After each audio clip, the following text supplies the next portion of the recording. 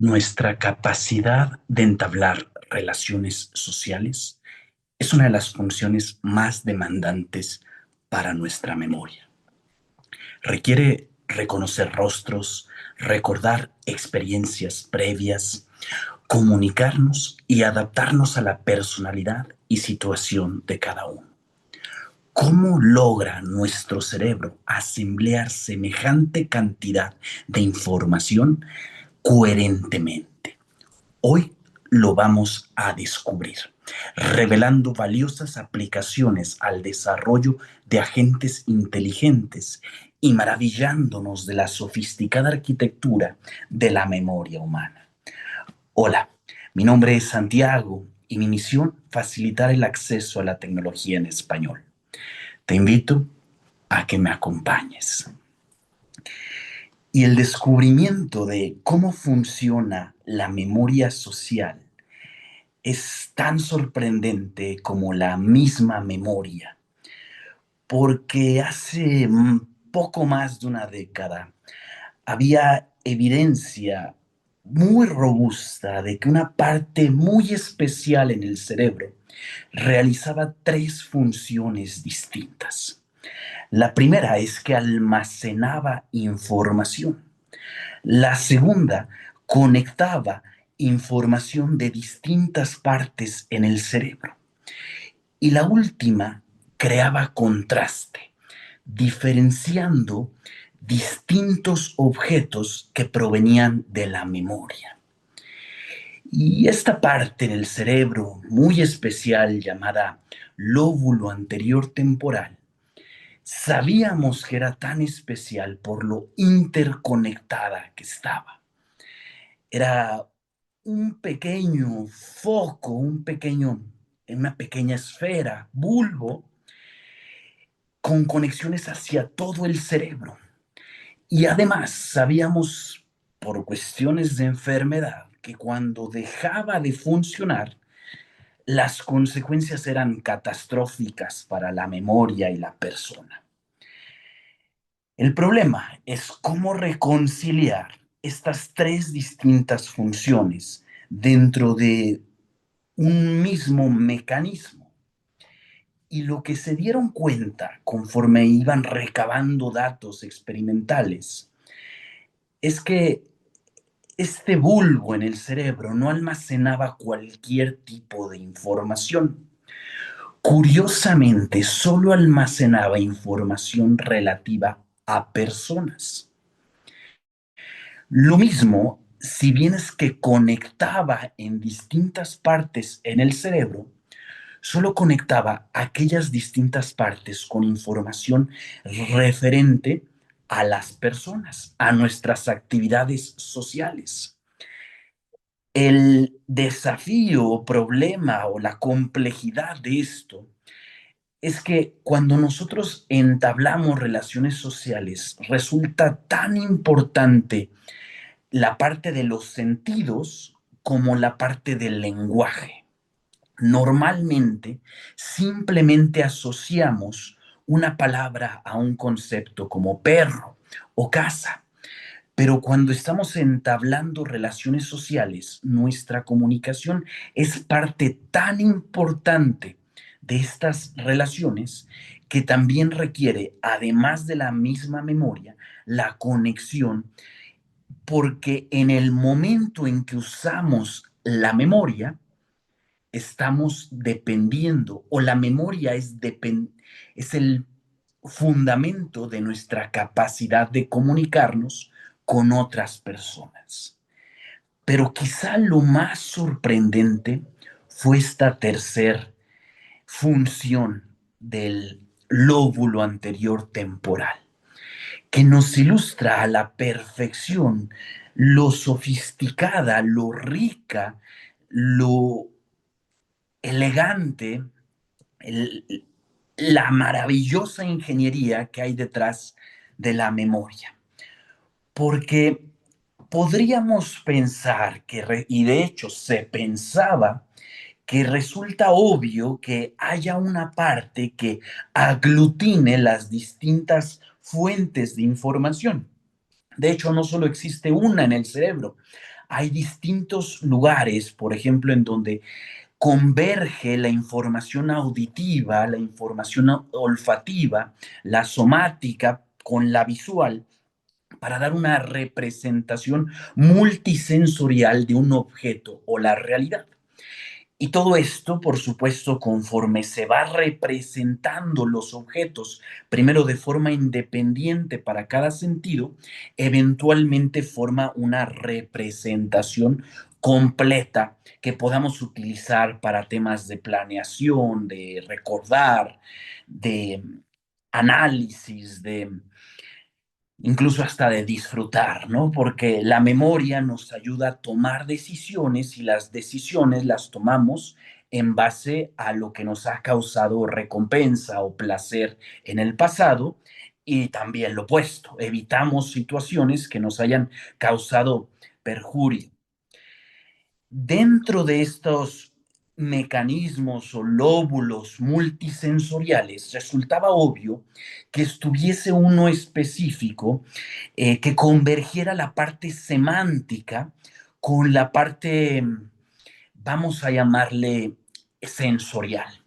Es decir, que los conceptos, las palabras, el lenguaje se integrara con la información que recibimos de los sentidos. Y esto existe, pero y no solamente en una parte, porque necesitamos en distintas partes utilizar esta información, en particular en una que se llama la memoria de trabajo, en donde realizamos planeación o, por ejemplo, cuando estamos pensando en algo a profundidad, cuando nos estamos concentrando, generalmente converge una gran cantidad de información. Pero ¿qué tenía esta parte tan especial? Tenía este tercer mecanismo que no solo integraba la información, es decir, no solo creaba eh, índices, no solo creaba grupos, clústeres en donde se aglutinaba, se asociaba la información, sino que también almacenaba diferencias. Y esto nos empezaba a hablar de una forma o un mecanismo de pensamiento que no resultaba obvio. Y la razón por la que no resulta obvio es porque es muy costoso. Pensar, es muy sencillo pensar en agrupar información similar, pero cuando nosotros queremos pensar en desagrupar o contrastar información que ya sea que parece similar o que simplemente es diferente pero muy importante, imagina todas las posibles combinaciones. Si nosotros conocemos a 1000 personas y quisiésemos que crear un concepto de diferencia entre dos personas, para cada una de las 1000 personas que conocemos, requeriríamos de 1 millón de conceptos contrastivos distintos. Por eso parecía impensable que el cerebro operara de esta forma. Si lo pensamos, resulta muy obvio el por qué esto es útil. Cuando estamos encontrándonos con una persona o conociendo a una nueva persona, usaremos la memoria asociativa para no empezar desde cero. Si es una relación laboral, la mantendremos dentro de este contexto laboral, es decir, con toda la información asociada a la empresa, ya sea que nosotros o ellos, ellas trabajen, la ocupación, que ya hemos conocido otras personas que se dedican a lo mismo, los gustos, la personalidad, el aspecto físico, que es una de las partes más difíciles, porque los cambios entre personas, los cambios físicos son mucho más sutiles de lo que en realidad creemos. Entonces, no queremos, cuando conocemos una nueva persona, crear una representación de la persona desde cero. Generalmente queremos reutilizar la información que ya tenemos de otras personas para crear este concepto de la nueva persona. Y todavía no llegamos al tema de cómo vamos añadiendo experiencias previas. Pero una vez que ya tenemos este concepto inicial, resultaría muy confuso simplemente basarnos en esta persona en base ya sea a un grupo de otras personas o en alguien parecido a quien ya conocemos. Y por eso queremos crear una distinción. Es una forma muy sencilla de diferenciar y adaptarnos a una nueva persona, a una nueva situación. Cuando estamos hablando con alguien de una misma empresa, pero que se dedica a otra cosa, al momento de tener este concepto de diferenciación entre lo que es la primera persona y esta segunda persona, podemos aprovechar esta fuente de información para rápidamente modificar nuestra comunicación. Este es el mecanismo que nos causó tanto trabajo entender en la memoria humana y la memoria social. Nosotros que por supuesto pensamos que las computadoras son tan impresionantes y pueden almacenar tanta información, ya sabemos que la forma en cómo funciona la memoria es mucho más poderosa que cómo funciona, por ejemplo, la memoria que almacena una canción en la nube. Porque la memoria humana reconstruye la información a partir de muy pocas pistas. Es decir, es una memoria computacional a diferencia de una memoria estática. Pero quizá más sorprendente es que la memoria no está congelada, es decir, no se mantiene simplemente almacenada en un disco duro esperando a ser utilizada, sino que la memoria es dinámica, como la orquestación de la activación de distintas neuronas en un orden predeterminado, como una sinfonía musical o como una canción. Y por eso nuestra memoria es tan sencilla que se adapte a temas acústicos, musicales, rítmicos, porque nuestra memoria funciona a través del tiempo.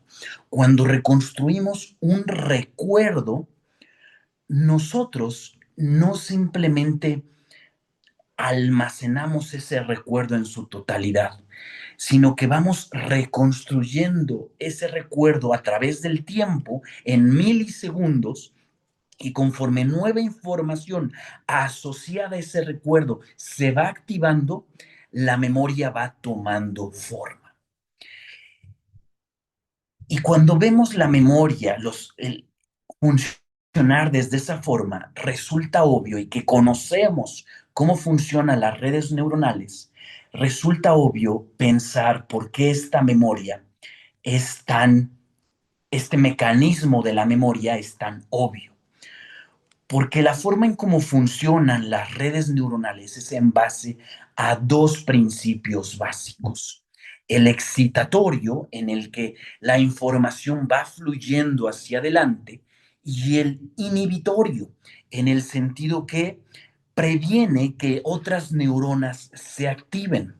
Si no, sería un caos. La información que tendríamos en nuestro cerebro sería tal que nos abrumaríamos y no tendríamos ni el tiempo, ni los recursos, ni la atención para darle forma a esa información en un concepto o en un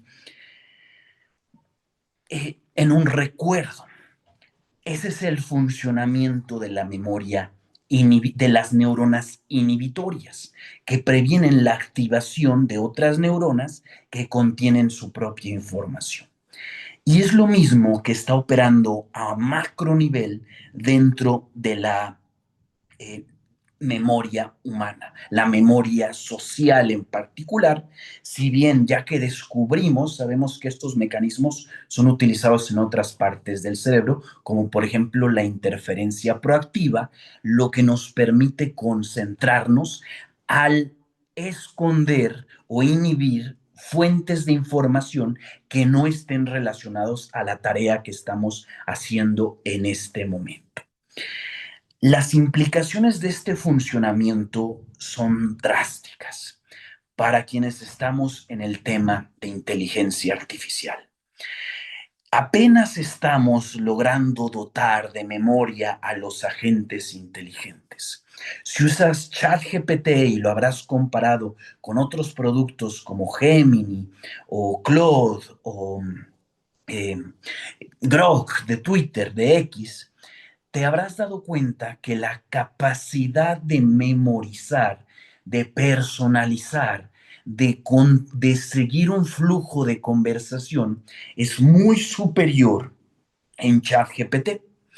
Si bien los otros modelos incluso pueden ser más inteligentes en el momento de hacer una pregunta, cuando esta pregunta se transforma en una conversación, rápidamente pierden capacidad para mantener el hilo de esta conversación. Y el día de hoy, como implementamos esa memoria, resulta muy trivial.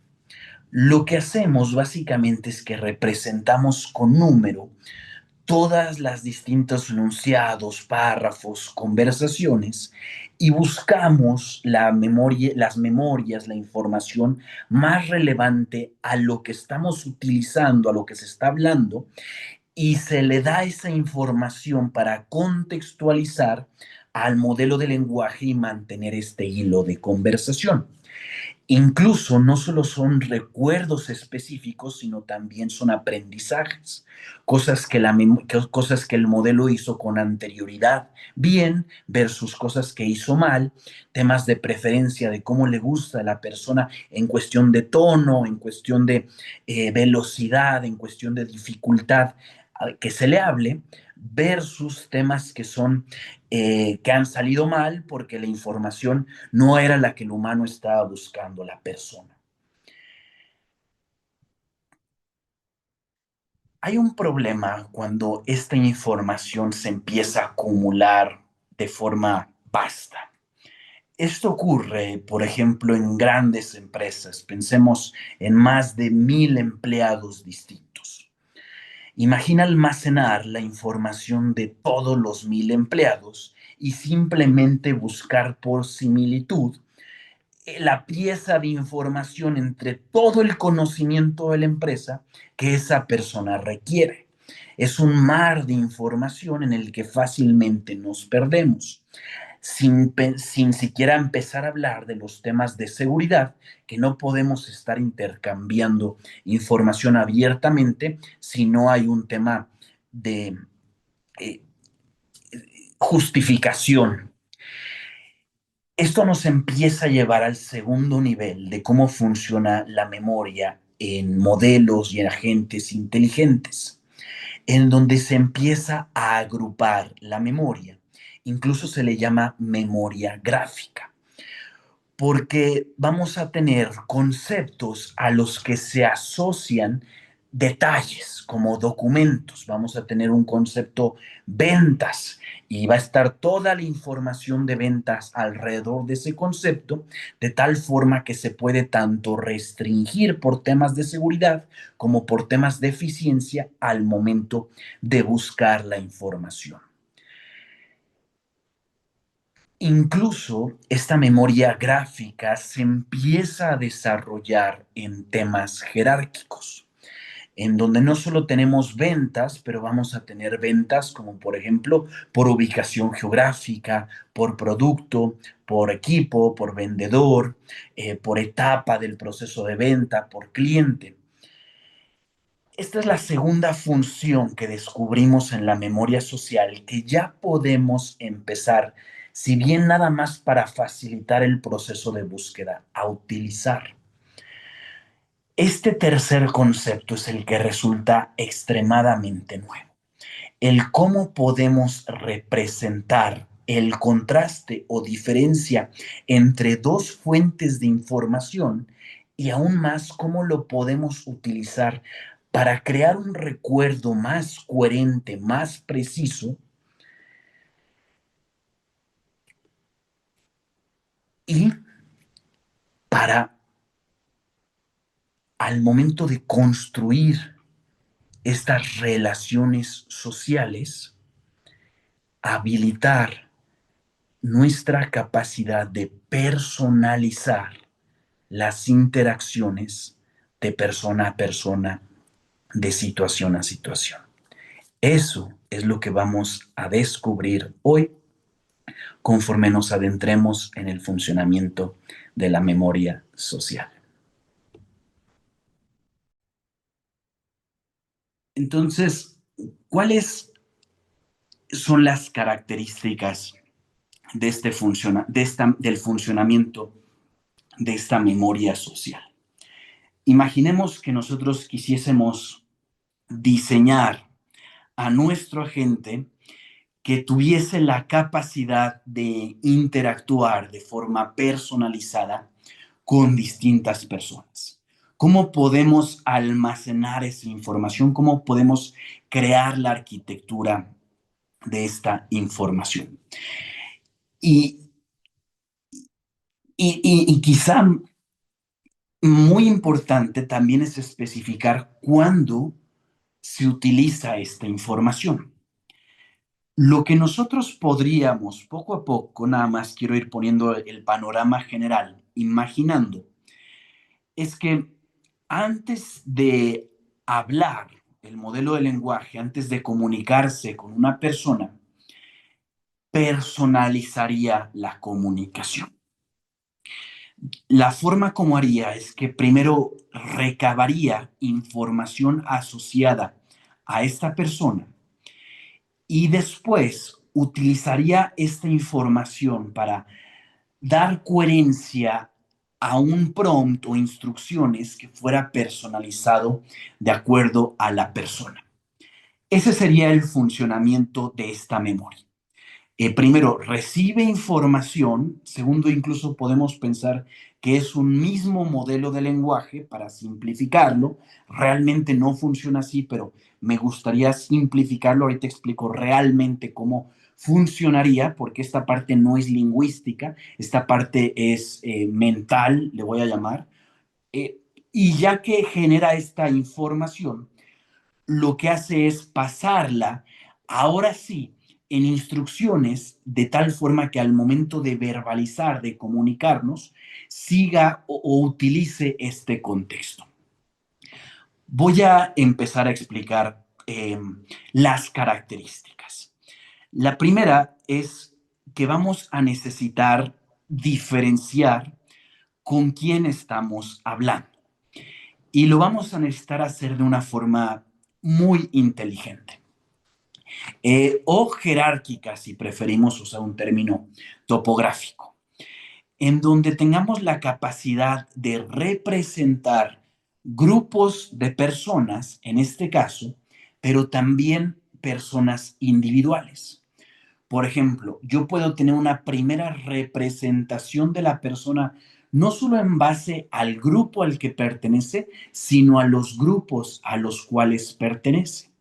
Y esto me va a dar diferentes imágenes de lo que es la persona. Pero también puedo tener memoria específica sobre quién es esta persona. Es por eso que es el proceso jerárquico. Empiezo recabando información general de la persona respecto a los grupos a los que pertenece, respecto a las categorías que pertenece, y después recabo información específica de la persona. ¿Qué ocurre cuando recibo esta información? Y me gustaría recalcar un tipo de información que es muy importante, que es la información emocional. Recordemos que la parte emocional es una de las más ligadas al proceso de aprendizaje. Nosotros aprendemos primordialmente en base a los estímulos eh, de, eh, del sistema linfático, me parece, límbico podría ser, pero en particular de la amígdala y de todos los neurotransmisores que se van generando que estimulan la maleabilidad, la interconectividad de neuronas. ¿Por qué especifico esta información que es sobre todo importante a nivel individual? Porque esto nos va a dar una directriz eh, prescriptiva de cómo comportarnos ante la persona. Es una persona, por ejemplo, que le gustan actividades al aire libre y que tiene mucha energía y no le gusta estar quieta, o es una persona que le gusta la meditación, el cabildeo, el diálogo, el profundizar en temas. Esto va a adaptar la forma en cómo interactuamos. Y esto es aprendido y esto es muy maleable, realmente puede cambiar en base en unas pocas interacciones, incluso dentro del mismo momento. Entonces estamos recibiendo estas dos fuentes de información, por ahora simplificándolas un poquito. La primera es, vamos a llamarle la información conceptual, en donde creamos un perfil con quién estamos hablando, y la segunda es la información prescriptiva, en donde tenemos una guía sobre qué comportamientos eh, eh, favorecer versus cuáles evitar.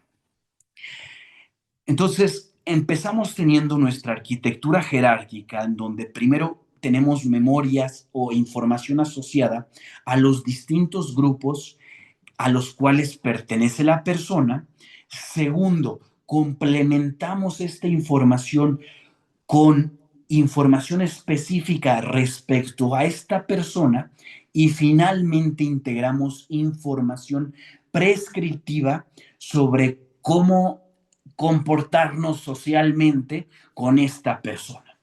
Esto nos da un perfil de la persona y podríamos llegar a pensar que vamos a utilizar este perfil para dar instrucciones al modelo de lenguaje y decir, sé amable con esta persona, sé paciente con esta persona, ten cuidado con su temperamento, de preferencia vayan a comer, etcétera. Nos va a dar indicaciones, ¿no? Lo mismo dentro de modelos de lenguaje, sé directo con la persona, habla de forma muy técnica, simplifica la información, etcétera. Son las distintas instrucciones. Hay dos temas que me faltan aclarar.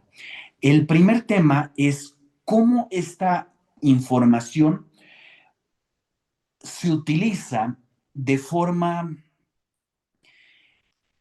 in, de forma selectiva, eh, eh, o mejor aún, no verbal, en donde no involucramos un modelo de lenguaje para diferenciar toda esta información.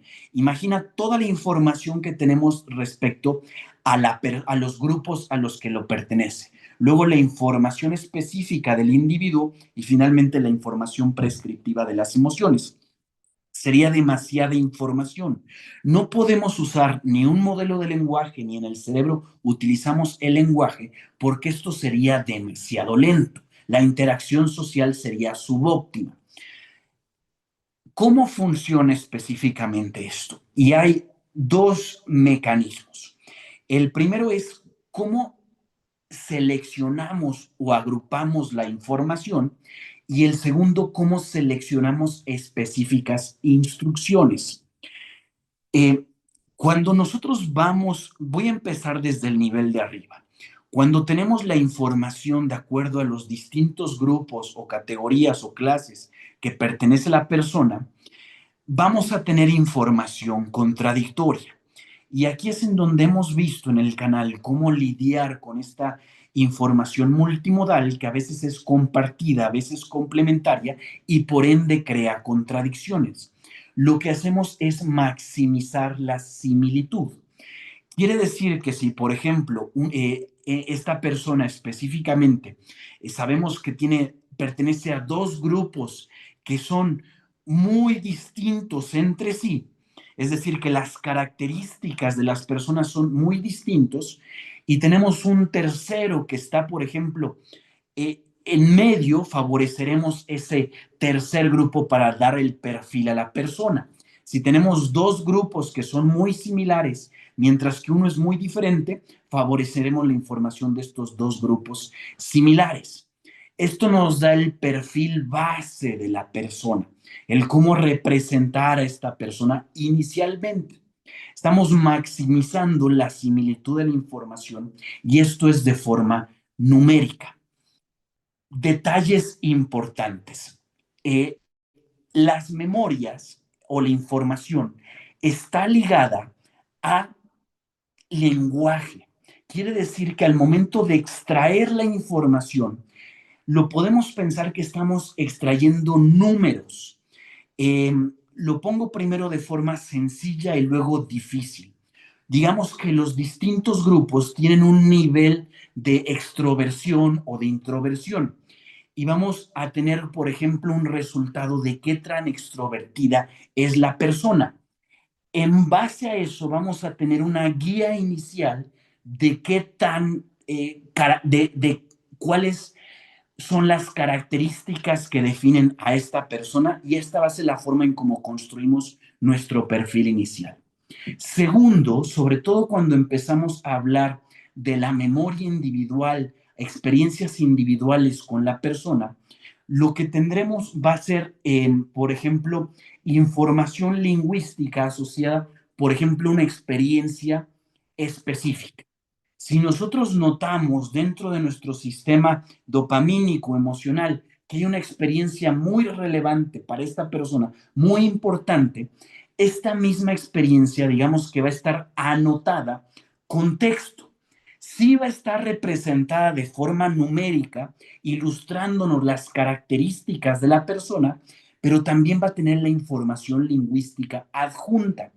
Esto resulta muy importante cuando le damos esta información al modelo de lenguaje para tratarla, que vamos a proporcionar esta información explícitamente como está almacenada. Y ya nada más me falta. Entonces, primero tenemos un perfil en base a las características, quizás subjetivas, quizás aprendidas, como le quieras llamar, pero un perfil que representa a la persona de forma distintiva referente a la totalidad de personas con lo que podemos interactuar. Segundo, estamos extrayendo información específica de la persona que no solo es muy relevante, que es muy distintiva de esta persona en especial, sino que también es muy específica, muy relevante a la situación que estamos enfrentando en este momento. Y esto, por supuesto, es simplemente en base al contexto. Ya nada más queda el integrar, y lo estoy simplificando, esto realmente es un proceso concurrente, lo estoy secuencializando, pero ya nada más me queda explicar el cómo vamos a utilizar la información de forma prescriptiva. Imaginemos que el modelo de lenguaje o el agente inteligente más específicamente va a tener una serie de instrucciones, cada una con cierto uso, valor o éxito que ha utilizado en el pasado.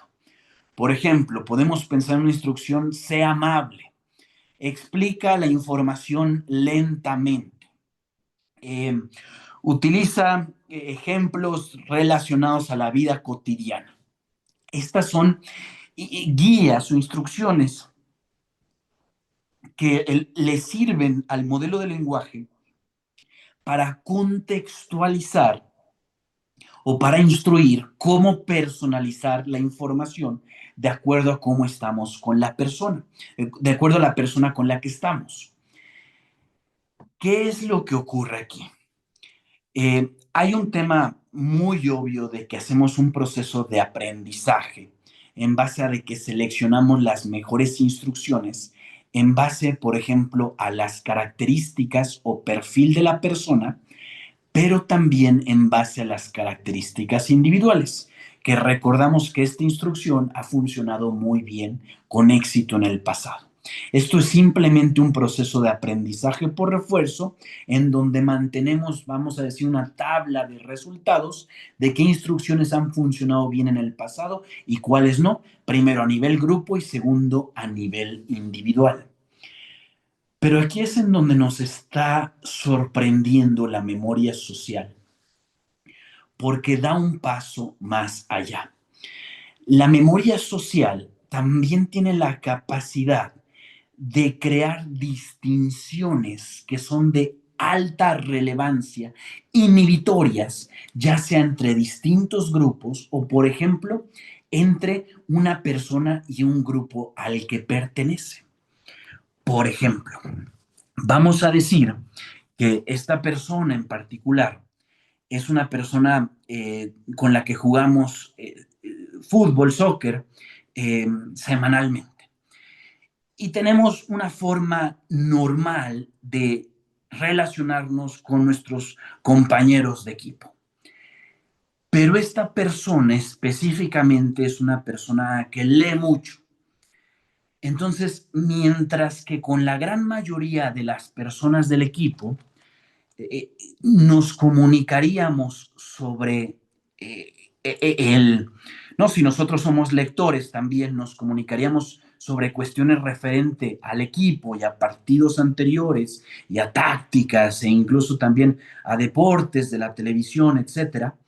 Con esta persona específico lo que hacemos es creamos una anotación que resulta inhibitoria, que decimos, sí, esta persona comparte estas características, pero en general, cuando interfaceamos, cuando interactuamos con la persona, no solamente hablamos de estos temas relevantes al equipo, sino que hablamos de otros temas más diversos. Esto es lo que es la memoria inhibitoria. Este es el concepto más grande que estamos viendo hoy.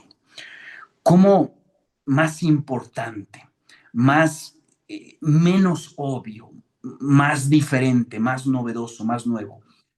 ¿Cómo va a funcionar estos mecanismos que si empezamos a pensar que la memoria es una gráfica en donde se crean asociaciones, va a haber estos elementos que van a crear bloqueos entre las distintas asociaciones que nos van a servir para contextualizar la información? Y quizá la pregunta más grande de todas es, ¿cómo podemos tratar esta forma de información no de forma verbal, sino de forma numérica? Porque hacia donde empezamos a avanzar es a un mundo en donde las correlaciones se empiezan a, las correlaciones entre conceptos se empiezan a ir documentando. Esto quiere decir que nosotros vamos en el proceso que formemos conceptos, y aquí es en donde empezamos a integrar la memoria semántica. Cuando formamos un concepto, vamos a ir añadiendo pistas o detalles de cómo no integrar estos conceptos en ocasiones específicas. En esa parte es con la que voy a concluir eh, para finalizar, ¿no?, el tema de hoy, que es específicamente cómo personalizar y contextualizar la comunicación para gentes inteligentes en diferentes situaciones, con diferentes personas y sobre temas distintos. Gracias y hago la invitación a leerte, a que dejes un comentario con tus puntos de vista, con tus experiencias o con tus dudas. La pregunta que nos presenta la memoria social en el cerebro humano, si lo queremos aplicar, bueno, si lo queremos entender primero, pero segundo, si lo queremos aplicar a agentes inteligentes o en general diseño de arquitecturas de memoria, es que nos resulta relativamente fácil agrupar información relacionada. Esto se puede hacer simplemente por similitud, por ejemplo, semántica. Así es como funciona el proceso de indexación en RAG, que crea grupos en donde información relevante a un tema coexiste y puede ser fácilmente extraída, ya sea para ser analizada en detalle, para ser seleccionada y filtrada en detalle, o a través de mecanismos latentes, como pueden ser en temas de recomendación, en donde, por ejemplo, identificamos una categoría que es drama, comedia, acción, ciencia ficción, y de esta forma categorizamos a las películas siempre y cuando tengan ciertas características asociadas a la categoría. Resulta muy sencillo en esta arquitectura de la memoria, de la información, el cómo agrupar la memoria.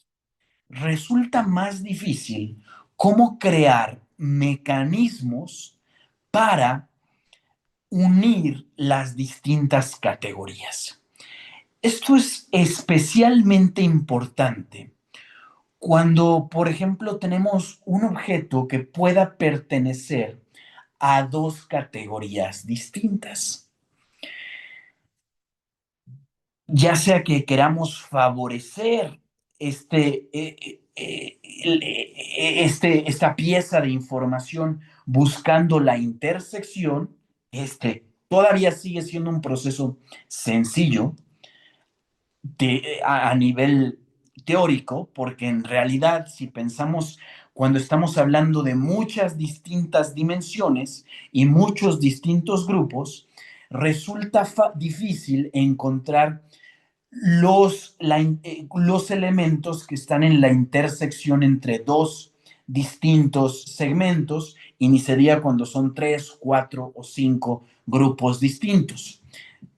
Este es un problema difícil conforme la información crece, pero resulta todavía más difícil cuando lo utilizamos, por ejemplo, en procesos de razonamiento, en donde tenemos que ir recabando la información, como navegando, como caminando de un grupo inicial hacia un grupo final.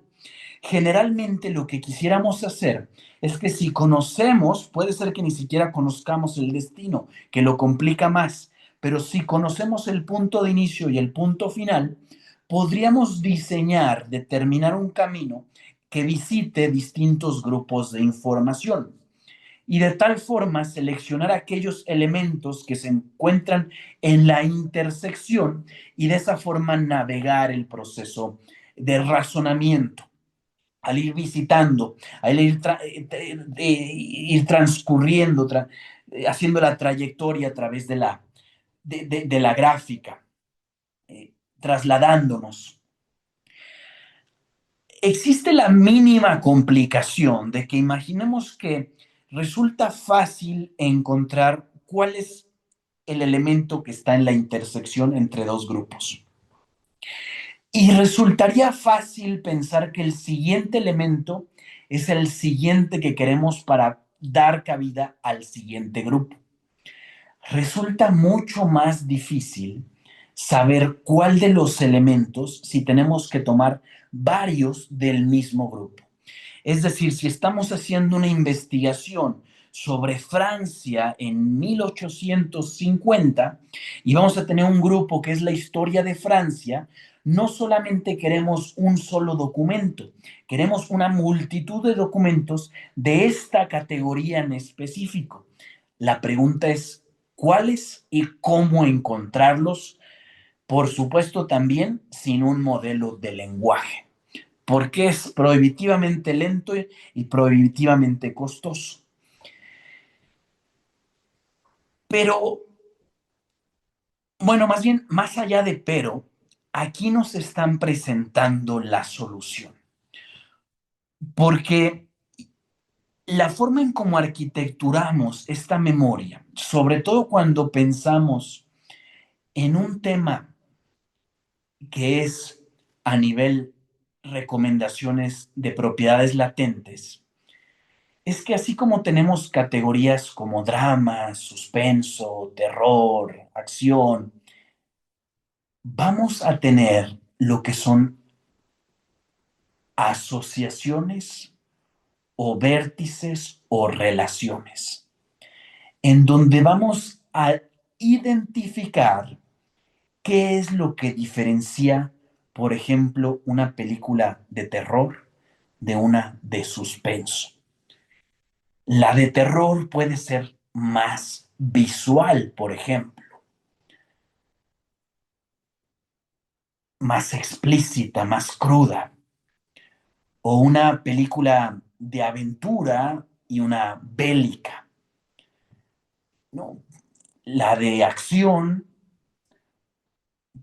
la bélica puede ser nuevamente más cruda, más sangrienta, más explícita.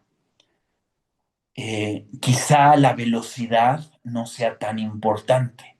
Puede ser una película lenta, de mucha estrategia, mientras que en la de acción queremos secuencias continuas cada 5 minutos que esté ocurriendo algo distinto, algo nuevo. Y quizá la de acción sea visualmente más llamativa, mientras que la otra es más realista. Esto es lo que son las relaciones. Lo que nos está explicando la memoria social en el cerebro humano es que si nosotros queremos crear la arquitectura de la información, resulta tan importante definir los mecanismos de agrupación entre memoria, entre información, para la fácil localización, como los mecanismos de similitud, pero sobre todo de diferenciación, en donde logremos identificar, por ejemplo, dos grupos, por qué son diferentes si es que son similares, o un elemento de un grupo, por qué se diferencia de este grupo y a qué otros grupos se asocia. Y quizá la parte más importante es que estas características son categóricas, son simbólicas. Si bien pueden tener una contextualización, idealmente nosotros construiríamos la unión, la relación, como la unión de categorías, cada una ponderada con un distinto valor. Esto es valiosísimo en el momento que hacemos preguntas como, por ejemplo, ¿cuáles son las, las categorías más visuales? Y de esa forma nos sería fácil relacionar en base a una entidad específica, como puede ser una película, las dos categorías que pueden ser la bélica y la de terror. Y de esa forma navegar tanto el proceso de recomendación, pero más importantemente el proceso de razonamiento en modelos de lenguaje y agentes inteligentes. Como último ejemplo, si nosotros nos encontramos resolviendo una tarea de un agente inteligente y sabemos que tenemos que tomar una cadena de decisiones para llegar a un resultado favorable, como por ejemplo diagnosticar un problema, ofrecer una solución, observar los resultados y concluir, este proceso de selección, de decisión entre decisión, se posibilita la contextualización a través de la identificación de estas relaciones que, uno, unen dos categorías distintas y dos, seleccionan el elemento específico dentro de una categoría para maximizar su valor. Quizá el tema de hoy te haya parecido demasiado complejo, demasiado abstracto, demasiado poco útil o muy poco útil, demasiado teórico. Mi invitación, más allá de buscar implementarlo el día de hoy sería cuestionarlo. ¿Por qué está mal? ¿Por qué no podría funcionar? ¿Por qué no es útil? ¿Por qué no resulta valioso? Y creo que en el proceso de cuestionamiento comenzará a surgir el entendimiento. Y conforme florezca ese entendimiento, comenzaremos a comprender su aplicación. Porque el tema de la memoria social, siendo el mecanismo más complejo en el cerebro humano, es la entrada, la puerta de entrada a la personalización en agentes inteligentes, a la empatía y, más importantemente, a la satisfacción del usuario. Yo soy Santiago. Mi misión es facilitar el acceso a la tecnología en español. Muchas gracias por haberme acompañado hoy. Muchas gracias por apoyar la misión, compartiendo este video con alguien que le pueda ser de interés. Y te invito a revisar más temas en el canal, tanto de la memoria humana, la memoria en agentes inteligentes o simplemente el cerebro humano. Mi recomendación sería aprender un poco de cómo funciona dentro del hipocampo esta corteza hexagonal que da representación a la realidad de forma predictiva. Muchas gracias y nos vemos pronto.